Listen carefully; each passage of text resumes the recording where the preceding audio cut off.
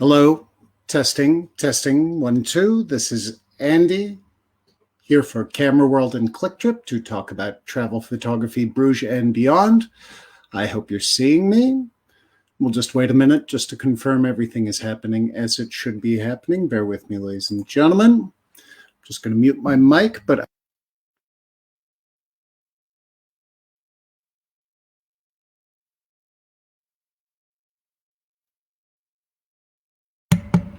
okay, hopefully Suzanne is hearing me over a Click Trip. I have told her that yes, I am live.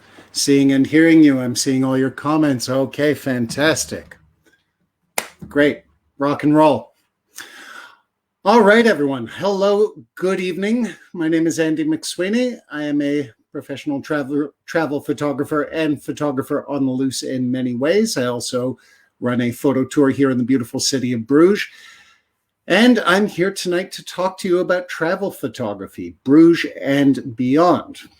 So I hope you enjoy this. It's the first time I've given this particular talk, and I'm usually used to a little more than an hour, so hopefully we're going to make it. I see your comments too. I won't have a chance to look at them while we're going through the photos. So it'll be questions at the end if that's all right, but we've carved out 10 minutes for that. And if we go a little bit over the hour, I don't mind if you don't. We'll see what the bosses over at Camera World and Click Trip say on that.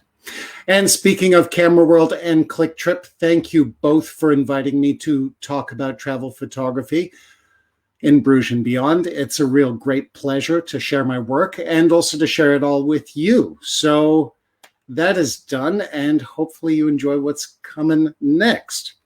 Now, we are a little pressed for time because, as I say, I'm used to going just a little bit over an hour in my presentations, so we better get to it. Before we do, though, if my lovely assistant over there could pass the camera bag, because stay tuned at the end of this talk. I'll be talking about how you, too, could own this think tank retrospective 7 bag. And in fact, I'm on version 1, but you could be on version 2. Because if you join me for a photo tour in Brugge, booking through Click Trip on a private tour way, you'll be able to win one of these bags. And isn't that groovy? Let's just give you a little peek of what's inside. My Nikon D800 with my Zeiss 15mm Distagon lens. Normally I'd have my Fujifilm with me, but we're recording right now. So there's the 16-55 in all its glory, 2.8 obviously, and a retro Kodak camera case so that we can shove a little lens in here as needed. Remember those days, kids? So yeah, stay tuned at the end of the broadcast, and we'll talk a little bit more about how you can win this retrospective 7 bag by Think Tank. Isn't it lovely? But we're here to talk photos, not bags. So let's get to it, gang. Let me just click over to my production center so I can make sure everything is going as it should. There we go. You should all be seeing that, and I'll confirm that on the live stream. Indeed. Okay, so you can see the cover. You can see Brugge and beyond, myself. You can see Win This Bag from Think Tank, which we just talked about. And also you can see Fidel, the dog, here in Brugge, who we will certainly get to. Also, you see me in the corner in black and white because, hey, why not? We can do this so you can see what I'm thinking and seeing and feeling and all that, I suppose, throughout this chat. Oh, and also just to, give you a little background in case all of you are wondering, where does this accent come from? I'm originally from Montreal, Canada. I've been away 25 years, 26 now. Geez, it's been a while. And I've called countries like England home for about 3 years in total. I lived in Portugal for about 4 summers, Austria, France, Greece, India, Australia, and all these other places. Just in case you're wondering what my travel cred is. And yes, I am over 40, so this was before it was super easy and super cheap. All right, let's get on with the show. I'm sure I'm hearing you say, so why don't we get with it? Let's go. Friends, first and foremost, before I talk to you about travel photography or any travel photography, number 1 tip from Andy is always starting with loving everything in photography. That can be the creative side of the coin, where you are pouring out on the creativity, heart, and passion, making art from the soul, or just expressing yourself in one way or another.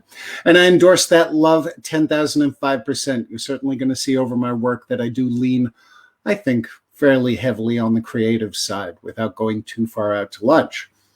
And neatly and keeping it tidy, we hope, is the other side of love when you love everything in photography, and that is the practical side. That's where you basically care. So you spend more than 50 pounds on a camera. You spend more than 2 minutes on a scene dissecting every little bit of it as possible. And you figure it out on the knowledge. You get your brain full of camera world and photography and all the beautiful things that you can do with that. Trust me, you put this plan in action, you're already on your way. You don't have to see any more photos. But I would like to see you see some more photos. So why don't we get to it? Okay. My earliest images are way back on the film time.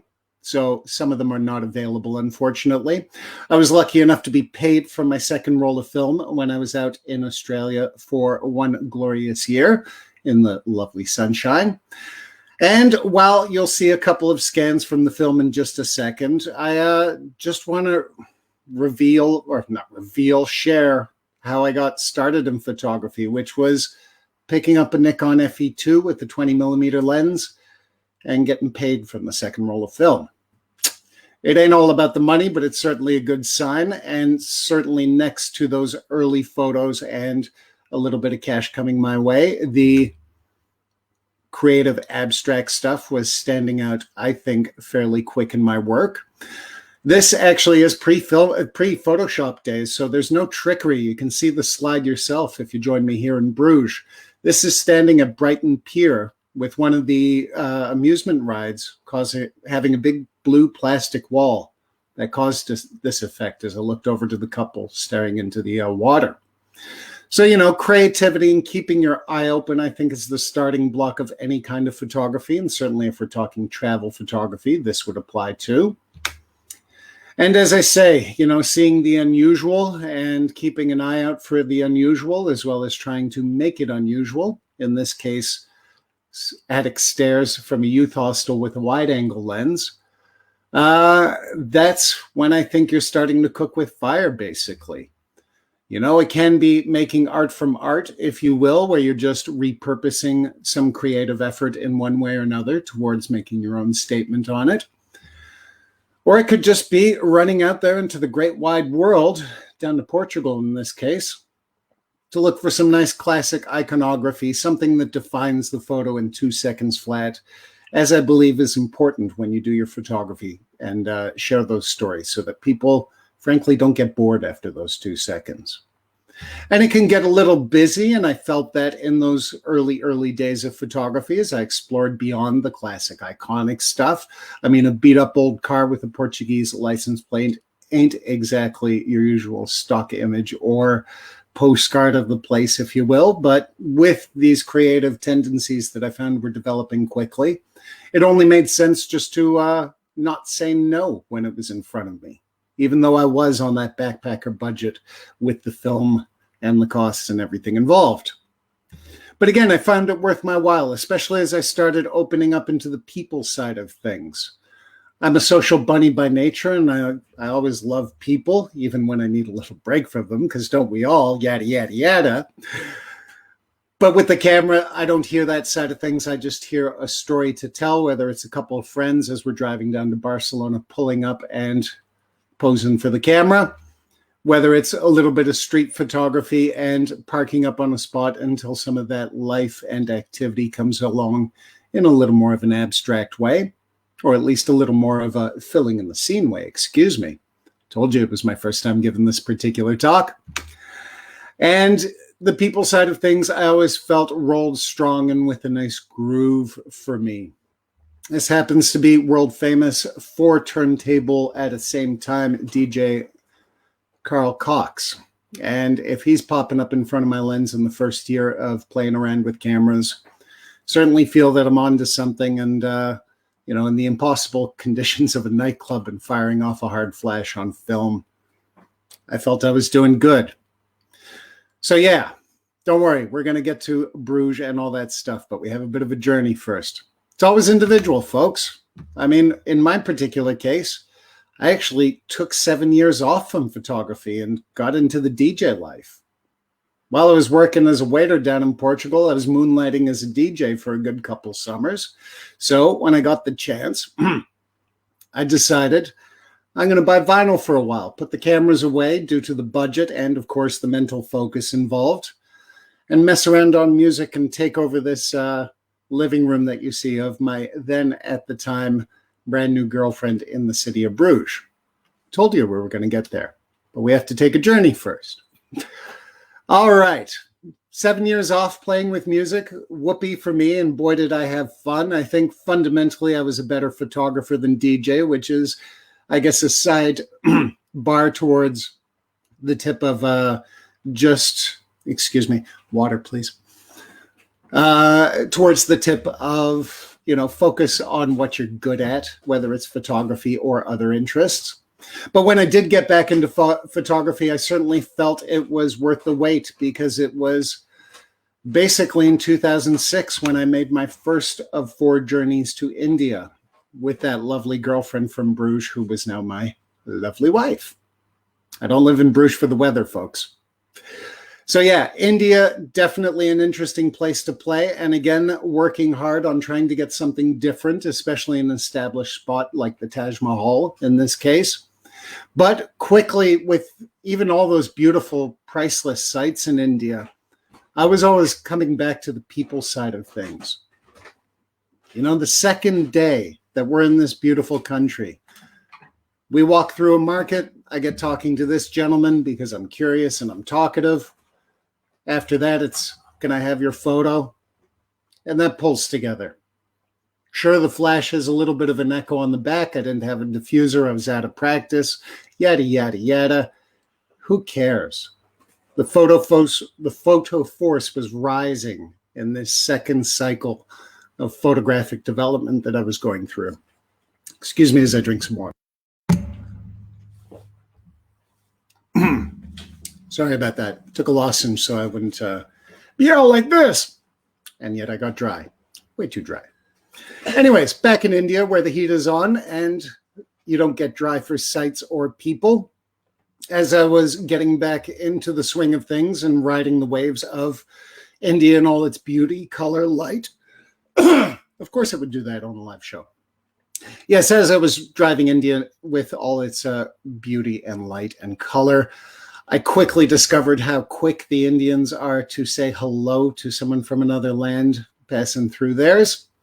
Not much shyness for the camera, and it was definitely good fuel for the photography that I was getting into quickly at that beautiful point of reconnection. And that was fundamentally people. Over there, it doesn't take much beyond 2 minutes of talking and playing with the kids, then getting your guide in Udi, in this case, to say, hey guys, we're going to do a quick street shot. You get what you need, you make something of it. That's where the photo force starts rising. And as a travel photographer, I was definitely feeling myself molding into shape. It's all progress and steps. Not many people get paid from the second roll of film. I consider myself lucky on that. And even after that second roll of film, I still had to do the work, including, the second stage of development over in India, where I'm wandering around trying to build a nice narrative from the textures and tapestries, the street life there. Even when we're going for a bite to eat, there's an opportunity to get a little snack on the camera. Sitting 2 hours in the train talking to the gentleman, why not, for a quick little photo before we go? One of the reasons I live for my wide-angle lens. And basically, it's not rocket science. I think if you just pay attention, check all the boxes that you got to check, you're on your way as far as developing your photography, whether it's travel or otherwise. And I certainly felt that side of things. It's a fascinating place and it lights up for all the various characters and opportunities and situations you can find yourself bumping into in that magical place. Like I said, 4 visits, a year and a half in total. My wife's looking at me with a smile because she was with me for that. And it very much, I know, sounds like a big old party of joy with a huge celebration vibe of relax, relax, relax. But we know better if we're into our photography for more than a little bit, don't we, boys and girls? You don't just pull up on a scene like this where a cart is being pulled by all these people, and even with a wide angle, just go, oh, there it is, click. You got to do the work. You got to run through the paces. You got to figure out your gear. You got to figure out your vision, how to put it all together through composition, story, and lighting. And then once you get to those basics, and maybe even throw a wide angle in the bag so you can fit this all in, then you got to hustle. You got to go to one of those balconies on the side of that big old float and get the shot that further expands the story, brings in a little more of the humanity. I've mentioned the photo force a couple times, and that's basically what I think of serendipity. When that float is passing by, I'm not the only person up there, and yet I get that moment where this fella looks right at me and everything comes together and his buddy's got his back too. Sure, I had to figure out my photography, my technique, also even just having a flash to fill in that little bit of light for those guys in the float. But that's when the photo force rewards me with an opportunity to expand on the story from what I originally saw. And if I do my job and hustle properly, I might get a photo from that moment that goes beyond the moment. Something that I hope helps tell the story of the beauty and life and madness and energy that made up India. It still does. Oh, and like I said, my wife was with me. And I made sure to take time off so that that lovely lady, when she's being patient with me on the camera, gets a little chance to collect her shells and find the little story she's looking for along the way. It's important, boys and girls, and I just wanted to mention it briefly because this woman has put up with me for 19 years now of running around saying, I'll just need 2 minutes for the photo and taking 10 and whatnot and everything that comes with it. So make sure you balance the time and treat your queen the way she deserves. And yourself, too. I mentioned 4 trips to India, a year and a half in total. The last stay of 3 months when we went there in 2010, having traveled the land, having seen plenty of things to see and experience and do, we hired this house by the beach and just stayed in the area. Had a scooter. Didn't need to use it that much because from that hammock, you got a view like this that's nice and relaxing. And beyond that view, you've got this, which, trust me, is nice and relaxing.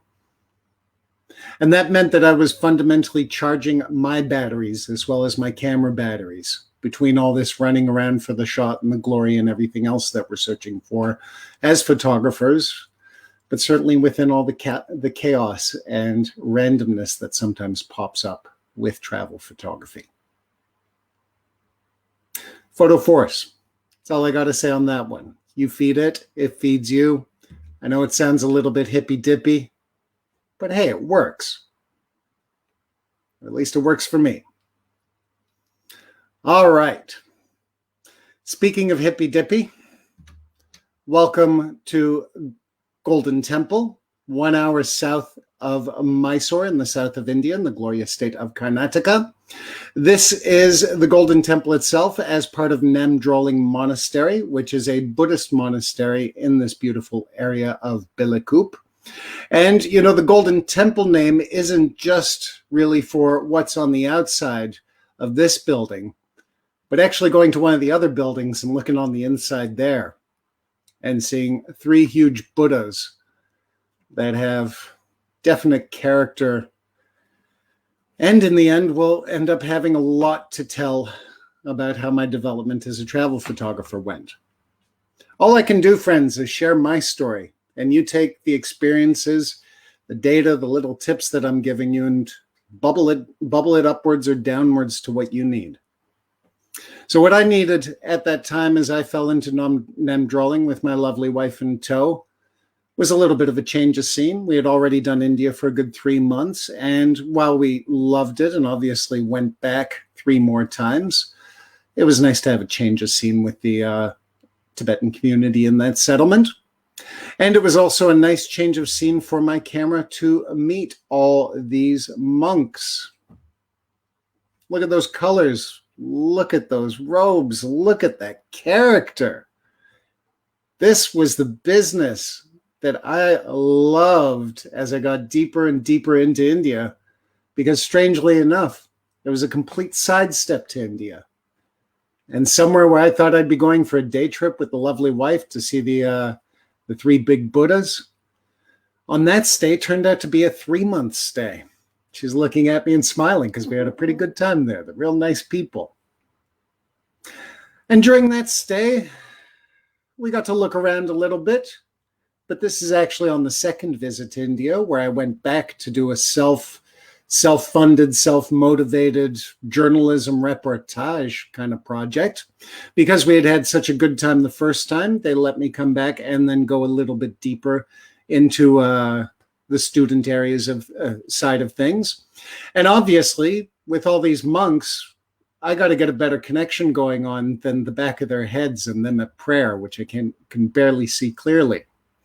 So as a photographer who's got to go out there and dive into that road, even if it's within the room, I at least start by cleaning things up so we get a little more connection and clarity. And then with that wide-angle lens that I love so dearly, I start creeping up on them, getting closer to the story, and then closer still. And that's just one of the rooms. One of the student facilities, classrooms, if you will. When you go back to that big, huge temple and see it filled up during one of the prayers, masses, or classes, as they're sometimes even called, you can see I had all new opportunity in a whole new situation.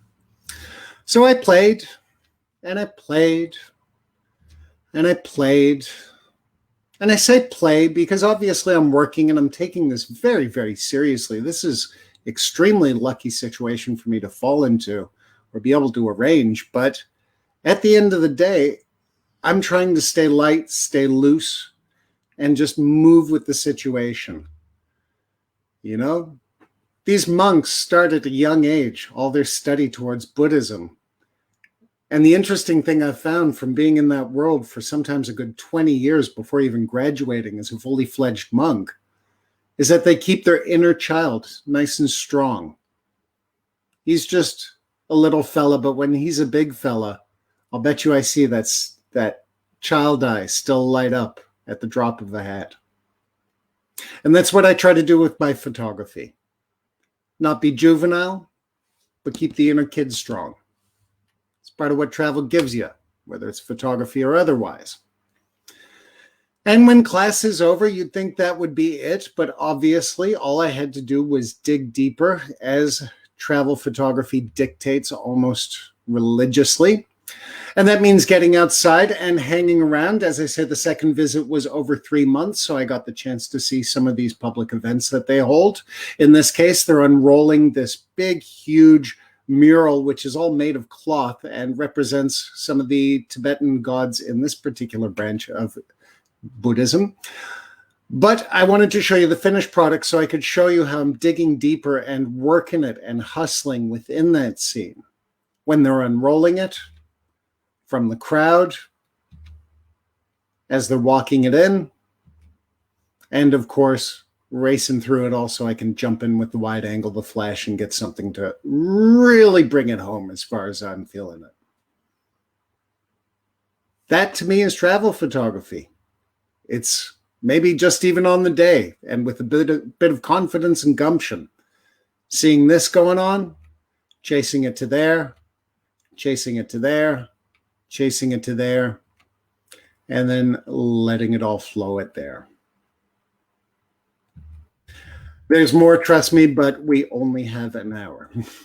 So, without wanting to linger too long on the Buddhist monks, I do feel it was a place that I certainly caught fire as far as where my groove as a photographer, either on this journalism reportage side of things or the general travel groove that I think is so open to interpretation on what exactly travel photography is. I mean, the people, the architecture, the little details, all that is what you really got to hone if you want to say travel photographer or travel photography to me in a complete and full sense.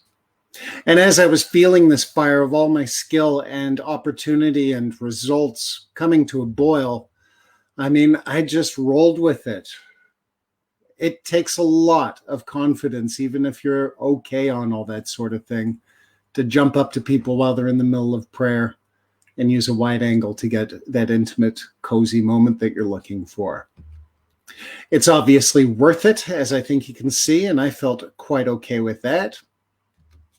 And every now and then I even got to be a little side part of the story, because you can believe it that in the middle of this, when Andy jumps in at 6'4", big camera and a flash going, okay, you get a little look. And then just life. Sitting out in the canteen, games after school, even just hanging out in a room. It's that digging deeper that I again and again and again will say is just the most critical part of travel photography. So many people, they go somewhere like India for 2 weeks and then they wonder why they haven't told the story of India so deeply.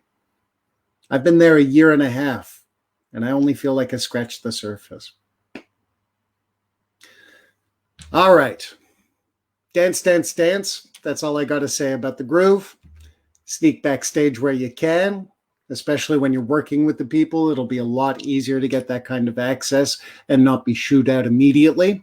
And even if access is somewhat limited, you'll certainly have some opportunities. And if you're lucky enough that they get back to work after saying hi, hi, hi, chitty, chitty, chatty, get them in their natural groove, whoever the subject is, whatever the moment is. You saw that on stage, but you never got to see this backstage if you were there. I did. I was dropped into it, so I made sure I didn't waste it. Including the moment where the big bosses come around, the head teachers saying, okay, Andy, it's getting distracting. You got to go. I got a few more than those, and I got, all right, we got to roll now. Was it the British who invented the word cheeky? I would think so, yes. All right, tell you what, right there, I'm just going to take a super quick pause so I can have a drink of water and take a little peek at the comments. We'll just linger on that moment of it's the end of backstage. All right, I see everything's rolling over. Suzanne is going to text me the most interesting questions, or the ones we can fit into the 10-minute questions and answers at the end. And that's also a drink of water for me, so that means we can carry on through in our little journey through the Indian subcontinent, right now in a nice little Buddhist monastery where I had access. Yeah, I forgot there was one more. That ethereal, photo force, metaphysical, can't quite define it, but says exactly how I felt while I was doing all this stuff. That. And then from all these adventures and more, but we're going to limit it a little bit because I know you want to talk about Brugge at least for a little while. Let's jump back to the West and to my adopted home of Brugge. After all those travels, you know, you don't have to go home, but you can't stay here is the general vibe. So with Mrs. Andy being a beautiful lady from Brugge who came, lucky for me, with a house 2 years before I showed up in the beautiful city of Brugge, we headed home. We went back to the homestead. We regrouped our forces. I actually got acknowledged in the Belgian artist program for a good 5 years, thanks to the time I had lost spinning around as a DJ, the photo work I'd been collecting, as well as just some other skills I have with computers and whatnot. They have a program here that helps support artists, obviously checking in 3-4 times a year to make sure you're not just sitting at a cafe being pretentious. And luckily, they found I was not being pretentious or any of that, but I was indeed working my process in this beautiful city of Brugge in one way or another. And it was a lot of indoor time, and I wish I had all this landscape stuff to show you from directly after India, or loads of people stories where I'm jumping in. But I got to be honest with you, it was a period more of study, reflection, trying to figure some things out that worked, to be totally honest, outside of Bruges, because for my kind of photography, usually end up more towards the big cities than the smaller little corners of Belgian paradise side of things. But after that time, and with that breathing room to work my creativity, work my process, work my website code for some of the responsible stuff that would at least be my plan B if I can figure something out, I came across this idea in this gorgeous little city, and all I had to do was really just take that fresh look and dig a little deeper by stepping outside and seeing my beautiful medieval city for what it was. A photographer's paradise, a place where I see groups and groups of people, but then I see photographers dragging behind because while they're on a great tour, it's history-based. It's not about locations, light, seeing things, telling a story in the visual way. And the more I looked into this beautiful city and the more I looked at these people who were dragging along, I realized, well, can't we have something as photographers just for us? This was back in 2012, and after a quick Google, I saw photography workshops aplenty, but at the end of the day, there was nobody doing a daily photo tour / workshop in tourism, much less in this beautiful city of Bruges that has its fair share of visitors and people from abroad. So, signing off of that arty-farty program that gave me the breathing room to figure this out, and taking this very photo as the main publicity image, and I think image that overall represents our beautiful city, I opened my own little photography tour in Bruges and duly got to it. Every day, 3 to 4 times a day, well, 4 times a day if we're nice and busy, but 3 of them as open tours, all 4 available as private tours. I opened the doors, loaded up the photos onto the iPad, and got going as far as trying to get people to the right locations in the right light. And to my surprise, apparently with good advice on what to do when you're out there. I've helped 2,000 people since then, beginners, intermediate, pros, and I'm still shocked that you guys ask me for advice, and it actually ends up being the right advice, apparently. I don't know. I'm Irish Canadian, so I have a little, modesty and truth-telling chip in my neck that forces me to be friendly no matter what I do in 26 years away. So I'm not quite sure what to make of that, but you guys are happy and I'm happy. I mean, I'm loving what I'm doing. I do get certainly a few beginner or casual photographers where we mess around and see what we can do. But I also get some hardcore photographers who know exactly what they're doing, and even to a new degree. This case taken in the old school to inspire me, to motivate me, to help pay the bills, if nothing else. Geez, remember how it pays the bills? I keep talking about how much I love this. Yeah. It also pays the bills. In a normal year, the last year has been a bit different, and we'll talk about that.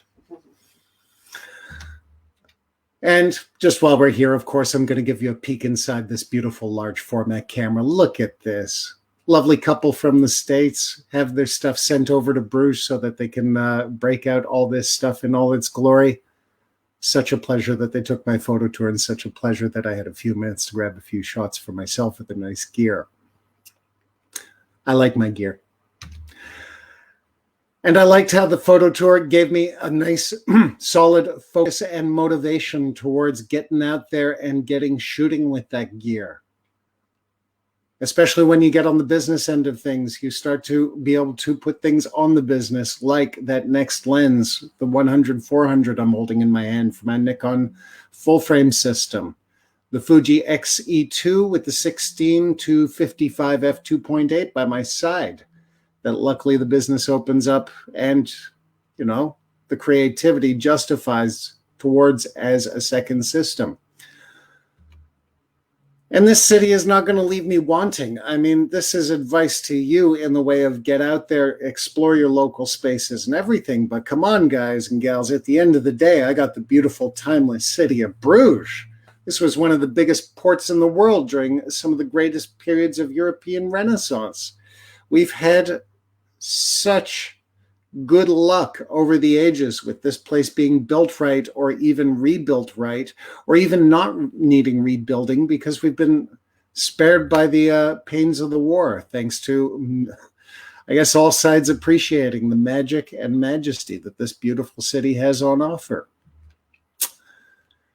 And I definitely feel like it's somewhere I like to play. As you're seeing, this is more on the landscape side of things than the people side of things. So I certainly had to do some retraining and refocusing and rethinking of how I was handling my photography at this point. But that was quite okay, because another challenge is another opportunity. And when you have a gorgeous city like this, and it's not particularly huge, I mean, this is not London, my friends. We can wander around, we can see it tip to tip, we can see it over and over and over again. And don't even get me started on winter. And we can build a narrative.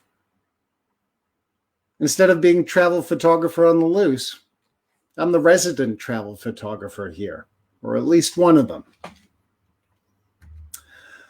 And the beer ain't bad. You can't really complain. I mean, come on, we're in Belgium.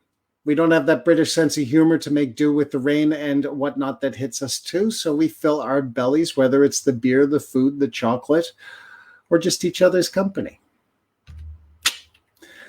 And I would highly recommend pulling up, taking a seat, relaxing, and getting to know the place a little bit if you have the chance.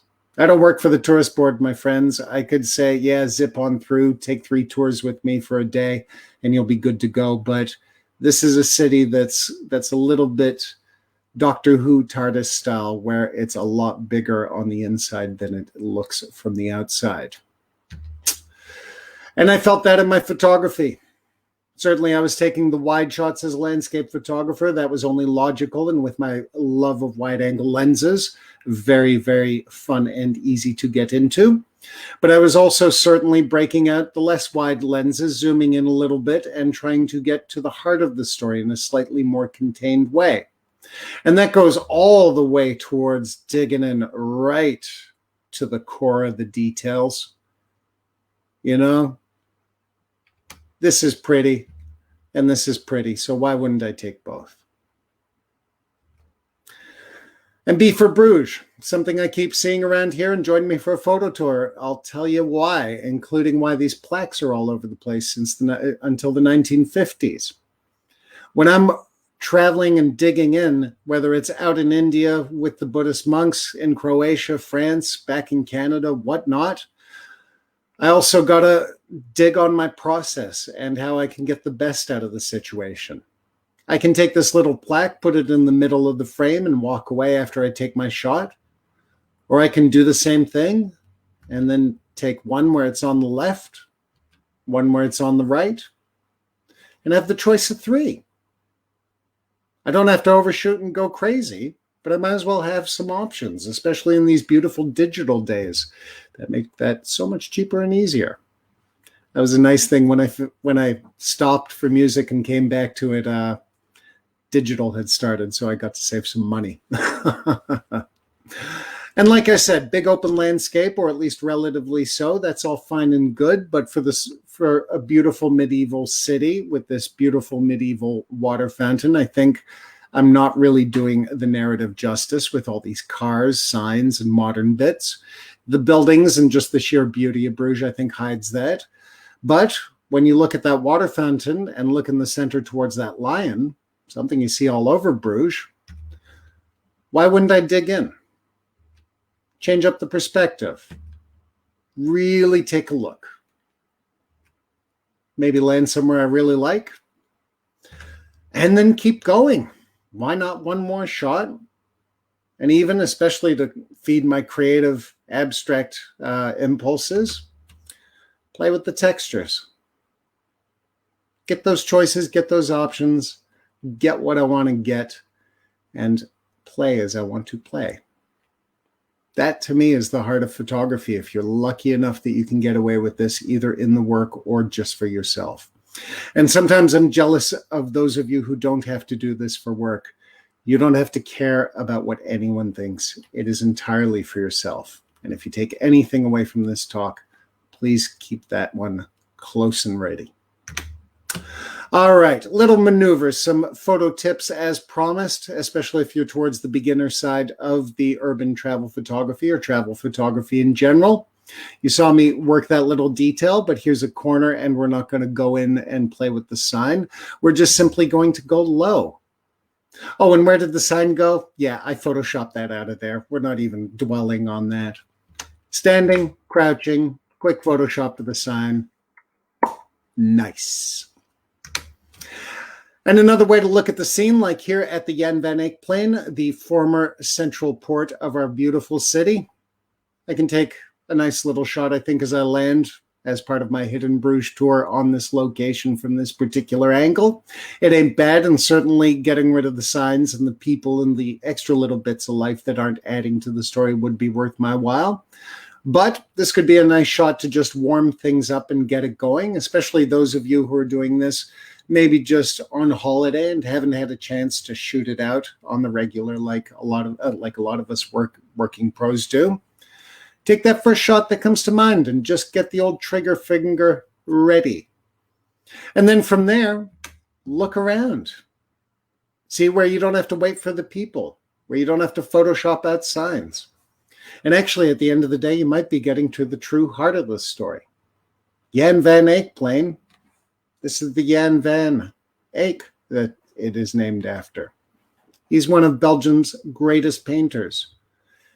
And by putting the focus on him, I'm changing the narrative a little bit from open square, which of course says his name and shows him, to this is Mr. Jan van Eyck, and yes, those beautiful skies behind it. And by the way, that's not Photoshop, that's living here. I've done this frame 4 times over in different weather. When I got it on this in the D800, I figured I was good.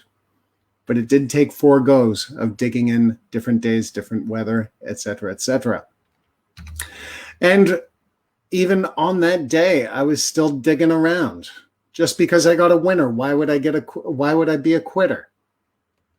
That shot made it into my first Bruges book, Being in Bruges, favorite so far. But this shot was a hot contender to take its place.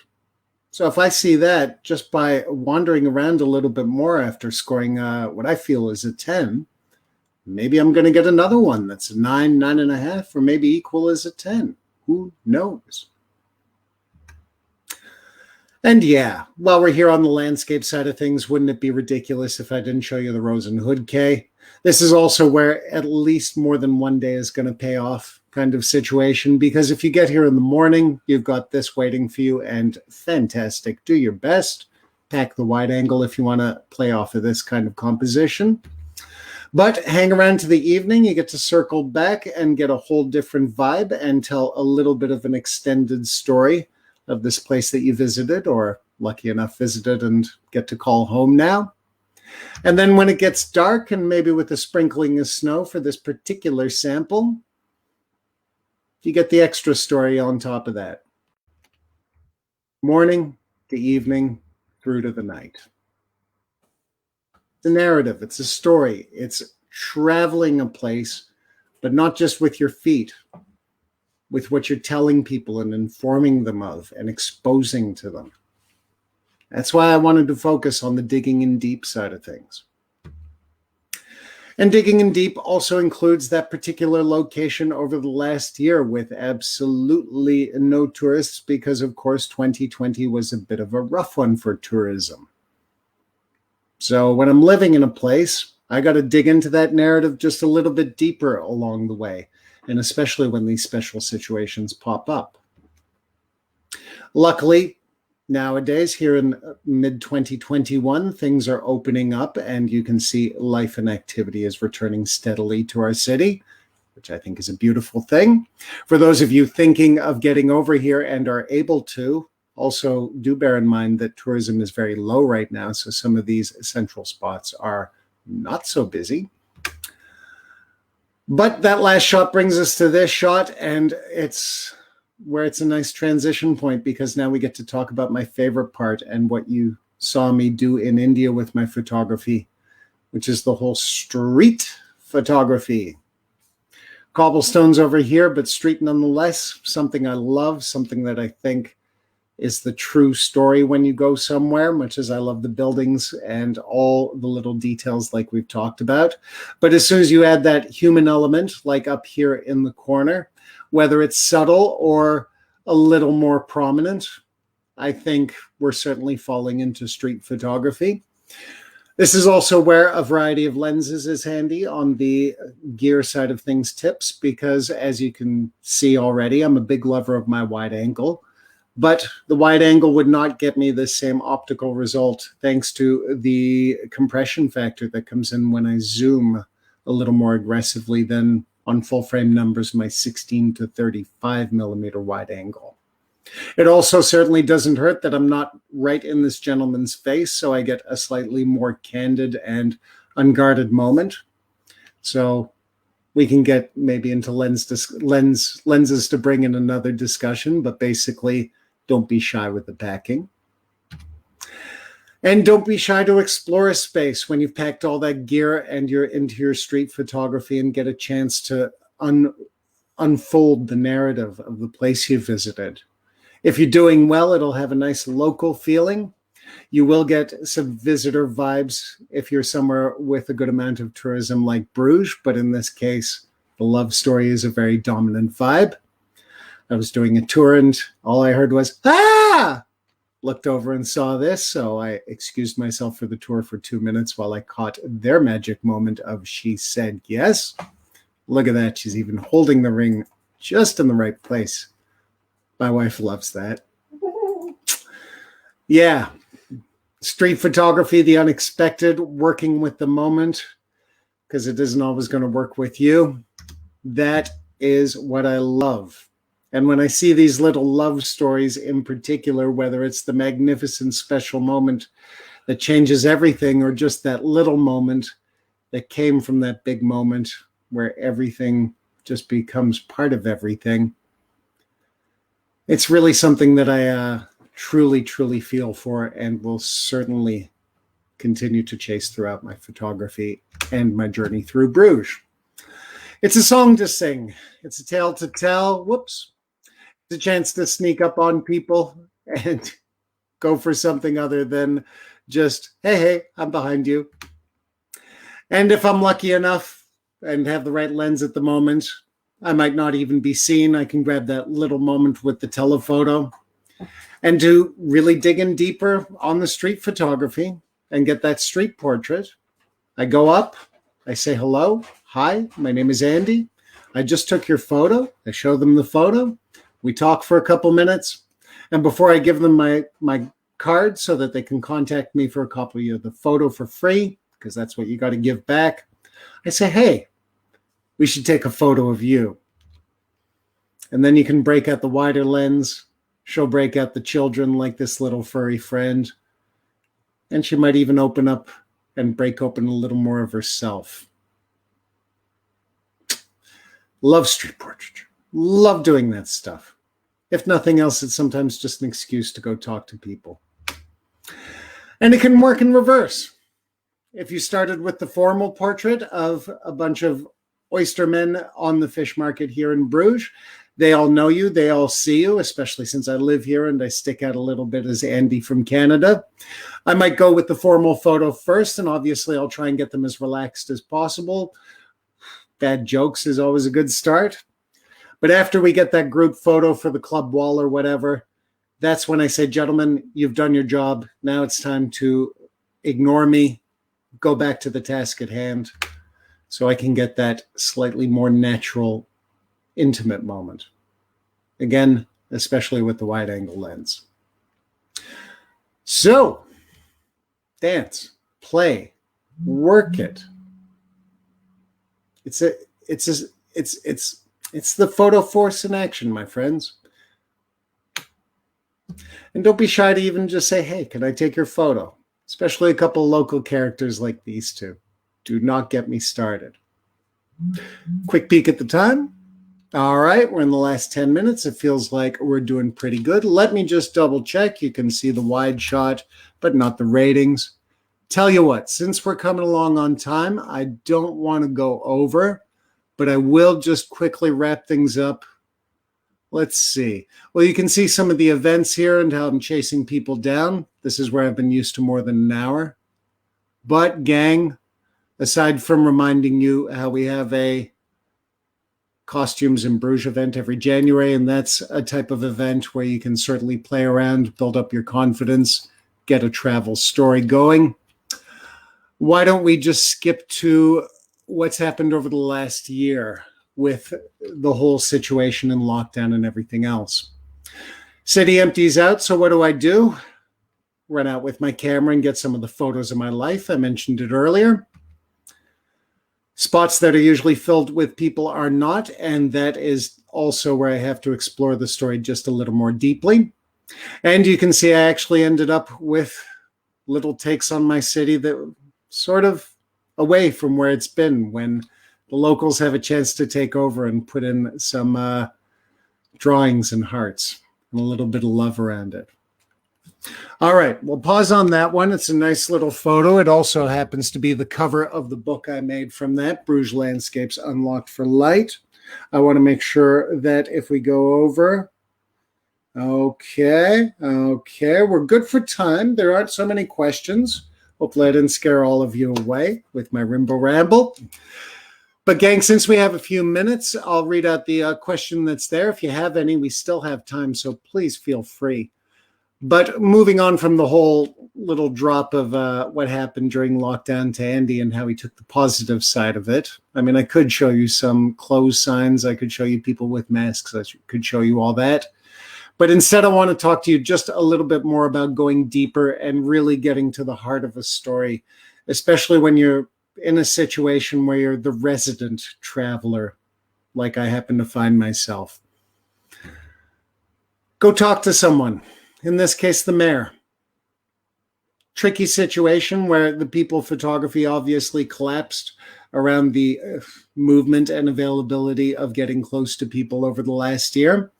So having already photographed Mayor Defoe as he got into power in the last election cycle, it was actually the second mayor I've photographed as part of a project of meeting them, greeting them, and saying smile for the camera. I asked nicely if I could be put on the press list here in Brugge.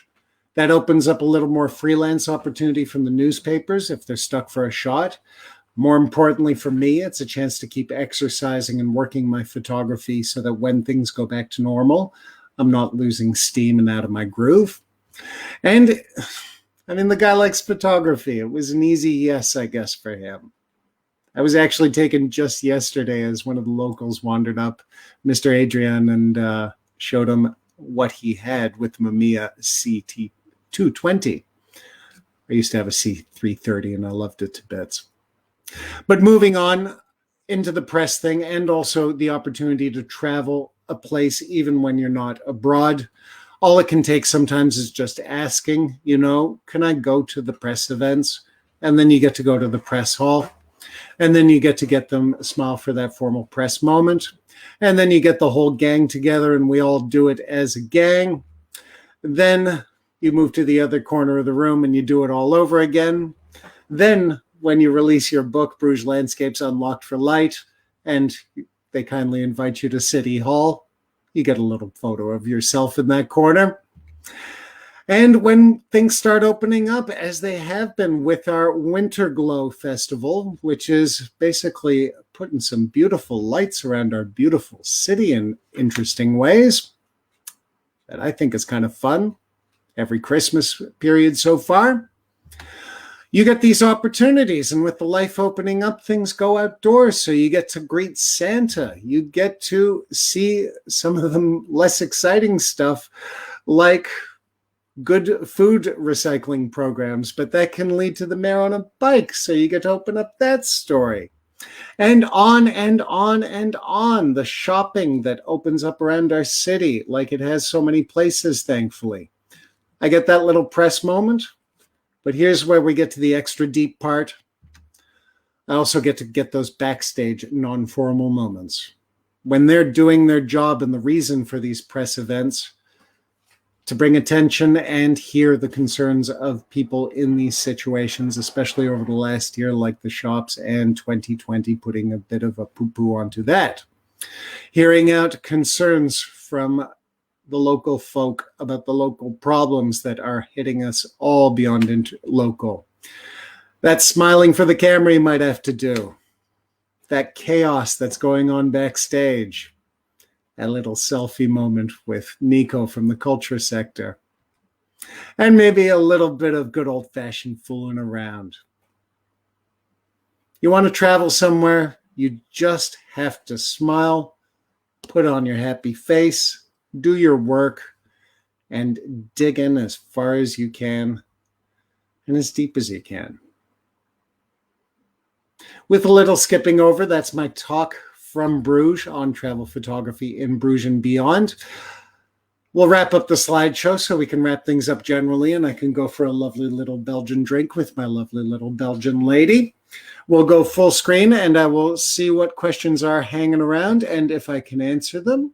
And also, I'll let you know just finally and firmly where you can check out the possibilities towards booking myself as well as winning this Lopro bag. So, excuse me as I fire up what's up and just take a good look. Yep, we're looking good. We have a couple minutes left, so I haven't blown the clock. Nice. Good thing we skipped a little section. And actually, we just have one comment so far from Eileen, who says, love Bruges, been a couple of times, and these photos bring back memories. Nice, Eileen. I'm glad it helped trigger the memory centers. This place is beautiful, and I hope we get to see again in this gorgeous city because it really, truly is, like you've seen in these photos, a magical, magical place. And beer and chocolate. Beer and chocolate, my friends. Beer and chocolate. Not to mention everything else. I should be triple my size, especially the way Mrs. Andy cooks. The Belgian happiness is in the Belgian stomach. All right. As said, I want to mention something about the bag because you can win a nice Think Tank bag. My wife is just calling me over for a second, so as an official producer, I have to listen. Excuse me just a moment.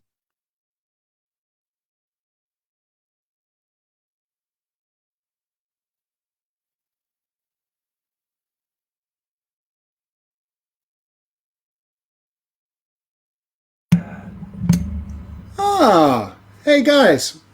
I'm not sure what happened there. Maybe just something got lost. I know also Suzanne is a little under the weather, but I actually see some questions here, and my wife brought it to my attention. So let's just go through this real quick. I'm a speed reader. I'm not being booted off the air, so I think we can get away with this, even though we're at the hour. What do you do about getting model releases from all these people? Good question.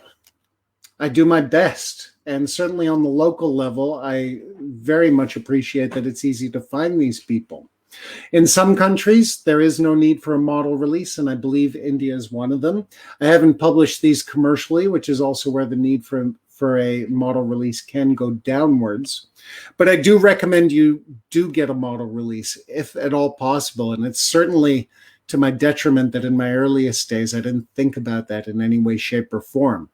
What I would recommend is just go to the App Store, and whether it's Google Play or for Apple iOS, and type in model release to the app section, because there are some very, very nice photography model release apps, so you can do it on the spot. However, one thing I always try to do is, as I mentioned before, give people my card. That gives them a chance to contact me for a copy of the photo. I also think that, frankly, if I love what they're looking like, I'm going to ask for their details on the spot. Because even if I have a model release app on my tablet, phone, or whatnot, I think it's a bit pushy and a bit bad taste after taking a great photo with someone, having a genuine moment, and then saying, oh, and just if you don't mind, sign this so I can do with it what I want. So there are options, and I certainly encourage them. So on model releases, that would be my thoughts. Thank you for that, Rory. I see your name too. Hey, Gary. I've been to India, but not to Bruges, so hopefully we'll get an insight into that. I think we got a good insight into Bruges. Hey, man, we had to do a little journey if we're going to be talking about travel photography. What do we got from Eileen? Love Bruges, been a couple times. We know no need to say it again, even though we could. Bruges is beautiful. Marvelous photos. Thank you, Johan. We also have Eileen. Do you get permission to use the photos of people? Well, that would fall under model releases, and certainly it is worth your while tracking down those people or just getting their contact details on the spot. As I say, don't push that you want to use it for something necessarily. Start that conversation once you make contact a little later. Did you need to get building releases? Asked Rory. Rory's on his paperwork. I like Rory. Well, Rory, I did not, because in this case, Bruges doesn't demand them under Belgian law and I think even European law because it was challenged a few years ago, but don't quote me. You don't actually need building releases if you're taking it from a public space. I'm sure there's a lawyer who would argue that, but I have found good faith is usually the way to think about things, or at least how we should think about things. But that is what it is. Scott. Oh, Mr. Scott, I recognize you from Clubhouse. We've hung out more than once talking photography. Is there a certain time of year that is best for visiting Bruges for photography? Excellent question, Scott. If it snows and you're nearby, get the hell over here is the long and short of it. This place is already a bit of a fairy tale land, and when it snows, boy, do the pixies come out. But in a general sense, if I had to choose one season, the runner-up in second place would be spring, especially on the early side of it, when it's just nice and fresh and we're all rested before the season to come with the crowds and everything. But my favorite has to be fall. When the colors break out, when the crowds thin out a little bit in normal years, all that I think really directly makes it that much more seductive to come here. And, you know, if it goes cold, beer. It's an easy answer. You're never really stuck here. Oh, and if you come in summer and it's too hot, beer. All right. I think we've covered a bunch of ground. Yep, there we go. Here's the link where you can read. ClickTrip has mentioned, here's the link where you can read more about me and my tours. That actually brings us neatly to mentioning ClickTrip and how you can win a retrospective 2 from Think Tank. Why don't you pass me the bag so I can keep the bag a little more close to mind? Oh, and actually with that, gang, here, there's one more look at the bag in real world, just to remind you I actually do own a Think Tank Retrospective 7. It has all sorts of storage space, Velcro noises to travel over the internet. I can put even a few lenses in there, not to mention my tablet, laptop, whatever. Served me well over my travels, and I certainly cannot complain. Nice and cozy. No, they're not paying me to say that. I love this bag. I've had it for a good 6 years. Picked it up for Croatia. And he says, turning off the big screen and going to the last slide, there's a giveaway going on. You can win this bag worth over 160 US for absolutely the easy step of just joining me as on a photography tour here in Bruges. All you got to do is go over to ClickTrip, which I will show you in a second. It is click-trip.com, and be the first person to book a Hidden Bruges, Edges of Bruges, Essential Bruges private tour, or Shades of Bruges private night tour on clicktrip.com. You win the bag if you're first past the gate and book one of those private tours through clicktrip.com. It's that easy. Suzanne will handle it on that end. From what I've been told, the bag might or might not be in North America. So if you're outside of North America, there may be teeny tiny shipping fee, but obviously that'll be made clear to you and you'll have the right of refusal, I'm sure, once you book a trip with me here in the beautiful city of Bruges for a photo tour. Fall is really nice. Thanks again for asking, Scott. And on that note, and back in the slideshow side of things, let me just remind you that you can follow ClickTrip both on Facebook, on Instagram, via ClickTrip Photo, as you can see with the @ symbol. And you can also go over to clicktrip.com to check out a whole range of bespoke photo tours that have been chosen out, recommended to, or otherwise perused by Suzanne, who founded this company just a couple of years ago as a great reference towards finding travel photographers in one way or another to wherever you're going. So please feel free to check it out. As I say, if you book a tour with me over here in the beautiful city of Bruges on the private tour side of things, you will get a Think Tank Retrospective 7-2. Absolutely gratis. $160. Shipping may apply, but that'll be for you and Suzanne to talk about. It is all possible, my friends, including going over time, and I don't want to abuse the kindness of Camera World and ClickTrip by going on too long. My wife over there on the production side of things can tell me if there's any more questions. We're looking good on that side of things. I can even go full screen just to say goodbye properly, and here we are. And I guess I can do that now that I've covered all sorts of stuff. And my wife has been called a glamorous wife, which is awesome. This lady has put up with me for 20 years. Anything that brings her up is all right in my books, including some of the travel, which I hope all of us get to do on a regular way, if not a little bit extra in the very near future. And obviously, as I say, if you're doing some travels and you're in the area of Belgium, why not drop by Bruges and check out what's on offer with me doing my photo tours here in Bruges. But also make sure to click over to clicktrip.com and also Camera World for hosting this event. Certainly check them out if you haven't already. From what I understand, they are one of the leading camera chains here over there in the UK. They have new stuff, they have secondhand stuff, and they've been an absolute charm and delight to work with on the backside of things over on this talk. So I have a feeling it might even apply on the front side of things when you're out there picking up a camera or going to one of their fine places towards seeing something that might inspire your photography beyond the photos and all of that. So, having said all that, and certainly babbled enough for an hour on travel photography that you have a few clues and ideas to move forward with, I'm going to sign off. One thing I will mention on the way out the door is I also do a photography podcast and live show on Sundays called That Photo Feeling. And you can head over to thatphotofeeling.com if you're curious to check out a little more of me rambling about photography, including photographic guests, all that sort of thing. And if you happen to be on Clubhouse, do a search for myself, Andy McSweeney, and also my club, That Photo Feeling. We can hang out and you might enjoy. Oh, and that's right. I'm going to be doing tomorrow night on Clubhouse, 4 p.m. British Standard Time, a room on travel photography and digging in deeper. So you can ask me your questions, we can have a chit-chat, and we can all hang on Clubhouse in one way or another. Hope that helps. Hope all this has helped. Thank you again for your time. Thank you, Camera World. Thank you, ClickTrip. I'm Andy McSweeney of Andy McSweeney Photography. Take care of yourselves, folks.